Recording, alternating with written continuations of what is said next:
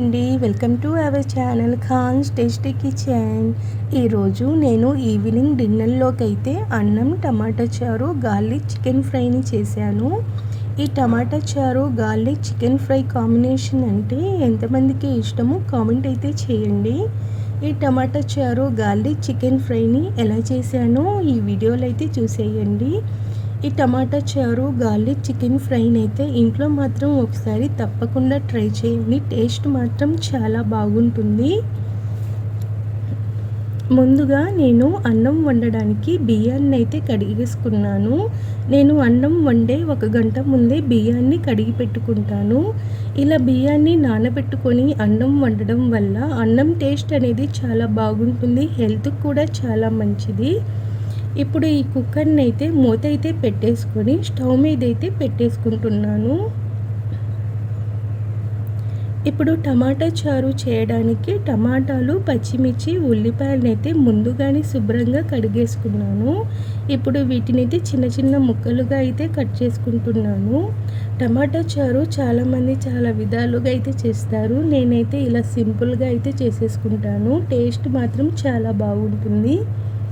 ఇలా టమాటాలు, పచ్చిమిర్చి, ఉల్లిపాయల్ని ఇలా చిన్న చిన్న ముక్కలుగా అయితే కట్ చేసుకున్న తర్వాత ఇప్పుడైతే ఒక బౌల్లో కొన్ని వాటర్ని అయితే తీసుకొని ఈ వాటర్ని అయితే బాయిల్ అయితే చేసుకుంటున్నాను. ఇప్పుడు కొంచెం చింతపండుని తీసుకొని ఈ చింతపండుని ఒకసారి కడిగేసుకొని ఈ వాటర్లో అయితే వేసేసుకొని స్టవ్ని అయితే ఆఫ్ అయితే చేసేసుకుంటున్నాను. ఇప్పుడు ఈ టమాటా చారు చేయడానికైతే పొడిని చేసుకోవడానికి ఇలా కొంచెం జీలకర్ర, కొన్ని నల్ల మిరియాలు, వెల్లుల్లిపాయలను అయితే వేసుకుంటున్నాను. ఇలా చారు చేసేటప్పుడు అప్పటికప్పటికి ఇలా ఫ్రెష్గా దంచుకొని ఇలా చారులో ఈ పొడి వేసుకొని చేసుకోవడం వల్ల చారు టేస్ట్ అనేది చాలా బాగుంటుంది. ఈ జీలకర్ర, ఈ నల్ల మిరియాలు, ఈ వెల్లుల్లిపాయలను అయితే మెత్తగా దంచుకోవాలి. ఇలా మెత్తగా దంచుకుంటే సరిపోతుంది. ఇప్పుడైతే ఈ పొడిని అయితే కాసేపు పక్కనైతే పెట్టేసుకుంటాను. ఇప్పుడైతే ఈ చింతపండునైతే రసాన్ని అయితే తీసేసుకుంటాను.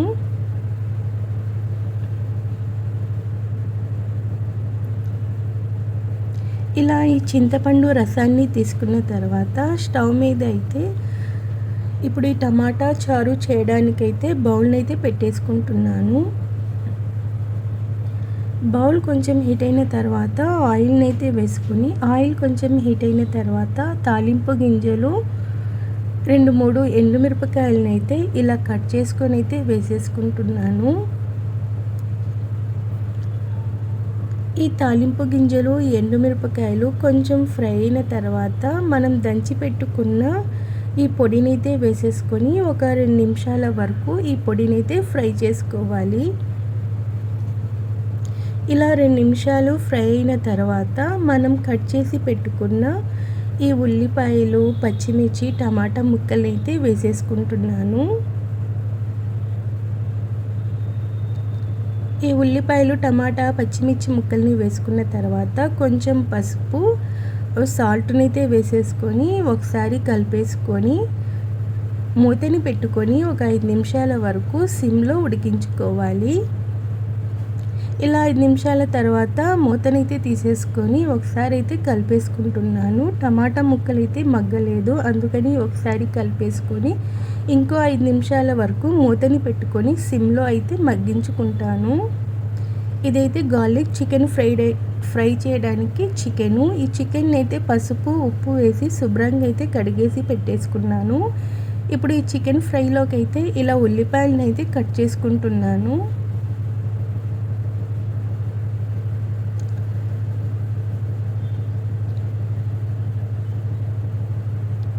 పచ్చిమిర్చిని అయితే ఇలా మధ్యలో ఘాటు పెట్టుకుంటే సరిపోతుంది. ఇలా 5 నిమిషాల తర్వాత అయితే ఈ టమాటా ముక్కలు అయితే మగ్గాయో లేదో అనేది ఒకసారి అయితే చూసేసుకుంటున్నాను. టమాటా ముక్కలు అయితే బాగా మగ్గిపోయాయి. ఇప్పుడు దీంట్లోకి అయితే కొంచెం కారాన్ని వేసుకొని ఒకసారి కలిపేసుకొని ఒక 2 నిమిషాల వరకు ఫ్రై చేసుకోవాలి. ఇలా 2 నిమిషాలు ఫ్రై అయిన తర్వాత దీంట్లోకి అయితే చింతపండు రసాన్ని అయితే వేసేసుకుంటున్నాను.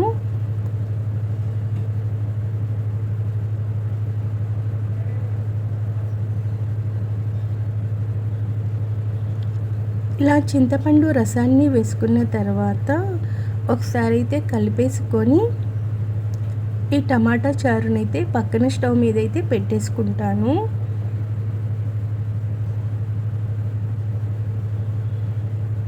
ఇలా పక్కన స్టవ్ మీద పెట్టేసుకొని మీడియం ఫ్లేమ్ మీదనే మూతనైతే పెట్టేసుకొని ఒక 5 నిమిషాల వరకు అయితే ఉడికించుకోవాలి. ఇప్పుడు ఈ స్టవ్ మీద అయితే మనం గార్లిక్ చికెన్ ఫ్రై చేసుకోవడానికైతే ఇలా ఒక ప్యాన్ అయితే పెట్టేసుకున్నాను. ఈ ప్యాన్ కొంచెం హీట్ అయిన తర్వాత ఆయిల్ని అయితే వేసుకుంటున్నాను. ఇలా ఆయిల్ని వేసుకున్న తర్వాత మనం కట్ చేసి పెట్టుకున్న ఉల్లిపాయలను అయితే వేసుకుంటున్నాను. ఇలా ఉల్లిపాయలను వేసుకున్న తర్వాత ఒకసారి అయితే కలిపేసుకొని ఈ ఉల్లిపాయలను అయితే కొంచెం ఎర్రగా ఫ్రై అయితే చేసుకోవాలి. ఈ లోపైతే నేను అన్నం కుక్కర్ కూడా స్టవ్ని అయితే ఆన్ చేసుకున్నాను. ఈ టమాటా చారు ఇలా మరుగుతున్నప్పుడు దీంట్లోకి అయితే కొన్ని కరివేపాకునైతే ఇలా వేసేసుకొని ఇంకో 5 నిమిషాల వరకు సిమ్లో ఉడికించుకోవాలి. ఇలా ఎర్రగా ఫ్రై అయితే ఈ ఉల్లిపాయలు సరిపోతాయి. ఇప్పుడు దీంట్లోకి అయితే ఈ చికెన్ అయితే వేసేసుకుంటున్నాను.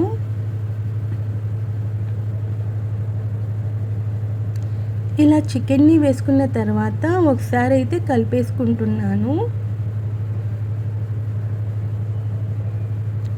ఇలా ఒకసారి కలిపేసుకొని హై ఫ్లేమ్ మీదనే ఒక 5 నిమిషాల వరకు ఈ చికెన్ని ఫ్రై చేసుకోవాలి. ఇప్పుడు దీంట్లోకి అయితే ఈ వెల్లుల్లిపాయలను అయితే ఇలా 2 తీసుకొని పైన ఉండే పొట్టునైతే తీసేసుకొని ఈ వెల్లుల్లిపాయలను అయితే మరీ మెత్తగా కాకుండా కచ్చా పచ్చాలాగా దంచుకోవాలి. ఈ చికెన్ ఫ్రై చేసుకోవడానికి వెల్లుల్లిపాయల్ని మాత్రం మిక్సీలో వేసి పేస్ట్ లాగా చేసి ఈ చికెన్ ఫ్రైలో మాత్రం వేసి చేస్తే టేస్ట్ అనేది అస్సలు బాగోదు. ఇలా దంచుకొని వేసుకోవడం వల్ల మనం మెత్తగా కాకుండా కొంచెం కచ్చా పచ్చాలాగా దంచుకుంటాం కదా, ఇది తినేటప్పుడు మన పంటి కింద తగిలి ఆ టేస్ట్ అనేది చాలా బాగుంటుంది. తప్పకుండా ఒకసారి మాత్రం ఇలా ట్రై చేసి చూడండి. ఈ గార్లిక్ చికెన్ ఫ్రై అనేది చాలా బాగుంటుంది. ఇలా 5 నిమిషాల తర్వాత అయితే చారు అయితే బాగా ఉడికిపోయింది. ఇప్పుడైతే కొంచెం సాల్ట్ సరిపోయిందో లేదో అనేది చూసుకుంటున్నాను. సాల్ట్ అవన్నీ బాగా సరిపోయాయి. ఇప్పుడైతే స్టవ్ని అయితే ఆఫ్ అయితే చేసేసుకుంటున్నాను. ఈ చికెన్ కూడా వాటర్ అనేది పోయి బాగా ఫ్రై అయిపోయింది. ఇప్పుడు దీంట్లోకి అయితే కొంచెం పసుపునైతే వేసుకుంటున్నాను. ఇలా పసుపుని వేసుకున్న తర్వాత ఒకసారి అయితే కలిపేసుకొని ఇంకో 5 నిమిషాల వరకు మీడియం ఫ్లేమ్ మీద ఈ చికెన్ అయితే ఫ్రై చేసుకోవాలి. ఇలా 5 నిమిషాల తర్వాత ఈ చికెన్ అయితే కొంచెం కలర్ చేంజ్ అయ్యిద్ది కదా, ఇప్పుడు దీంట్లోకి అయితే కావాల్సినంత సాల్ట్ని అయితే వేసేసుకుంటున్నాను. ఇలా సాల్ట్ని వేసుకున్న తర్వాత ఒకసారి అయితే కలిపేసుకొని ఇంకో 5 నిమిషాల వరకు మీడియం ఫ్లేమ్ మీదనే చికెన్ అయితే ఫ్రై చేసుకోవాలి. ఇప్పుడు దీంట్లోకి అయితే మనం కట్ చేసి పెట్టుకున్న పచ్చిమిరపకాయలు ఈ కరివేపాకుని అయితే వేసేసుకుంటున్నాను.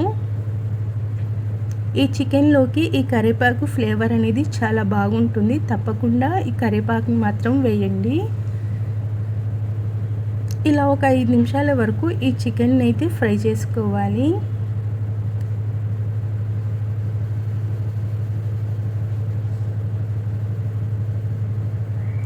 ఇలా ఎర్రగా ఫ్రై అయిన తర్వాత ఇప్పుడు దీంట్లోకి అయితే మనం దంచి పెట్టుకున్న ఈ వెల్లుల్లిపాయని అయితే వేసేసుకుంటున్నాను. ఈ వెల్లుల్లిపాయని వేసుకున్న తర్వాత ఒక 2 నిమిషాల వరకు అయితే ఫ్రై చేసుకోవాలి.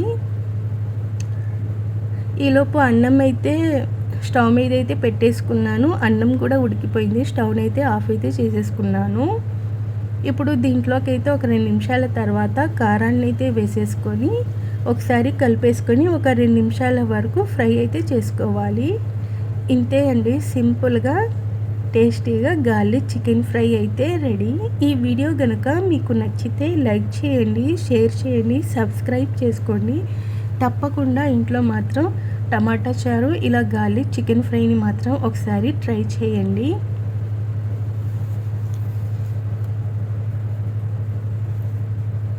Thanks for watching.